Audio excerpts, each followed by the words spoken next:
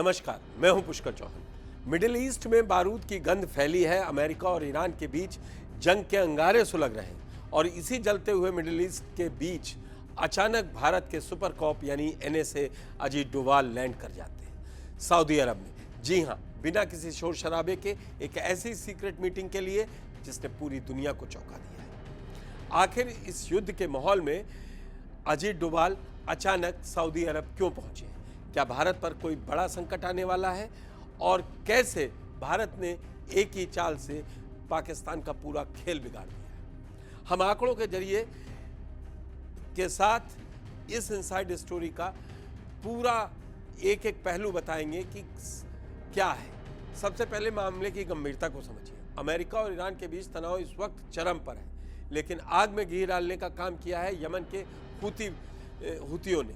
In Iran समर्थित हुती विद्रोहियों ने सऊदी अरब के जहाज़ों पर समुद्री नाकेबंदी यानी मैरीटाइम एम्बार्गो का ऐलान कर दिया। अब आप सोचेंगे कि सऊदी अरब और ईरान की लड़ाई में भारत का क्या लेना देना है, और बहुत बड़ा है।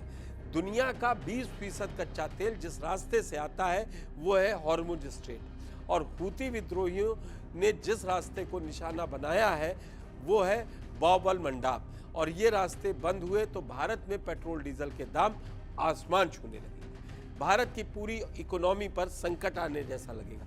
बस इसी आर्थिक संकट को टालने के लिए पीएम मोदी के आदेश पर एनएसए अजीत डोभाल सीधे सऊदी अरब के विदेश मंत्री प्रिंस फैसल बिन फरहान से मिलने रियाद पहुंच गए।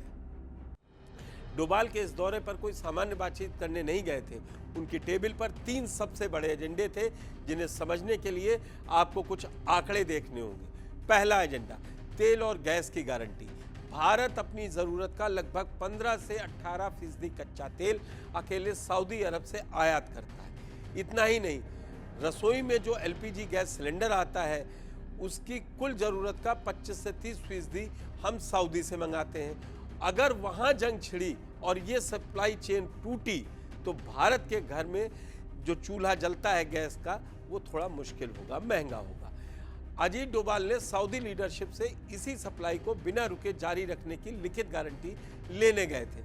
दूसरा एजेंडा, भारत और सऊदी अरब के बीच सालाना व्यापार $52 मिलियन यानी करीबन 4.30 लाख करोड़ रुपए से ज़्यादा का है। सऊदी अरब भारत का दूसरा सबसे बड़ा व्यापारिक भागीदार है। इस भारी भरकम व्यापार और समुद्री रास्तों की सुरक्षा के लिए दोनों देशों की नौसेनाओं का मिलकर काम करना बेहद जरूरी है। तीसरा और सबसे भावुक एजेंडा, 26 से 27 लाख हिंदुस्तानी सऊदी अरब में है। इस वक्त करीब 27 लाख भारतीय रहते हैं और काम करते हैं सऊदी में।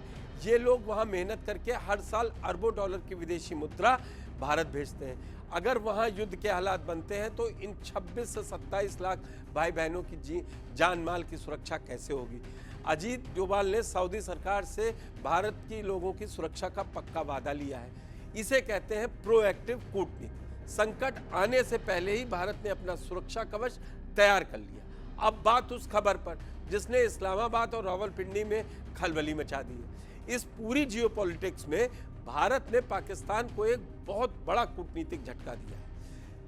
सालों से पाकिस्तान का एक ही रोना रहता है कि सऊदी अरब उसका इस्लामिक भाई है और वो सऊदी की अरब की सुरक्षा की गारंटी लेता है। जब भी सऊदी पर संकट आता है पाकिस्तान अपनी फौज भेजने का खोखला वादा कर लेता है। लेकिन आज हकीकत क्या है? आज पाकिस्तान खुद अपनी कंगाली से जूझ रहा है और सऊदी अरब का $5 बिलियन से ज़्यादा का कर्जदार बन बैठा है। जो खुद कर्ज में डूबा हो वो दूसरे देशों को क्या सुरक्षा देगा? सऊदी अरब भी यही समझ चुका है कि खोखले वादों से देश नहीं चलते, मजबूत पैसों और हथियारों से चलते हैं। आज भारत सऊदी अरब के लिए एक भरोसेमंद, आर्थिक और सैन्य रूप से मजबूत पार्टनर बनकर उभरा है। दोनों देशों के बीच जो रक्षा समझौते हो रहे हैं उसने पाकिस्तान को सऊदी के नक्शे से लगभग साइडलाइन कर दिया। सऊदी अरब अब कश्मीर के मुद्दे पर भी पाकिस्तान का साथ छोड़कर भारत के साथ खड़ा दिखाई देता है। एनएसए अजीत डोभाल की इस विजिट ने पाकिस्तान के उस आखिरी भ्रम को भी तोड़ दिया है कि वो सऊदी का सबसे करीबी है। कहानी साफ है, भारत अब वो देश नहीं रहा जो दुनिया में जंग छिड़ने पर सिर्फ मूक दर्शक बनकर तमाशा देखे या चिंता जताए। आज का भारत संकट आने से पहले ही अपनी गोटियां सेट करना जानता है। अजीत डोभाल और विदेश मंत्री एस जयशंकर की ये गुप्त कूटनीति इस बात का सबूत है कि भारत अपने हितों की रक्षा के लिए किसी भी हद तक जा सकता है।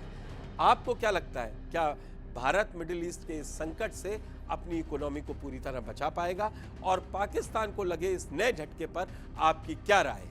हमें कमेंट बॉक्स में जरूर बताएं। देखते रहें जी मीडिया। धन्यवाद।